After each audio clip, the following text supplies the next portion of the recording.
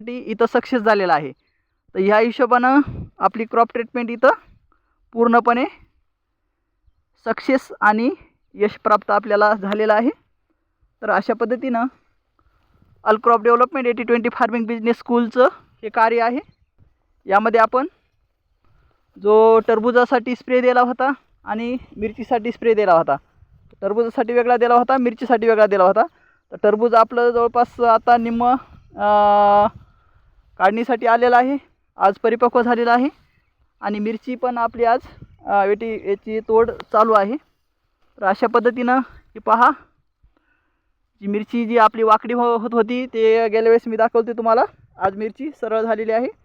तर हे जे प्रॉब्लेम होता तो हे प्रॉब्लेम आपण इथं सॉल्व केलेला आहे. अशा पद्धतीनं आपलं इथं क्रॉप ट्रीटमेंट चालू आहे. आणि टरबुजामध्ये ही पहा मिरची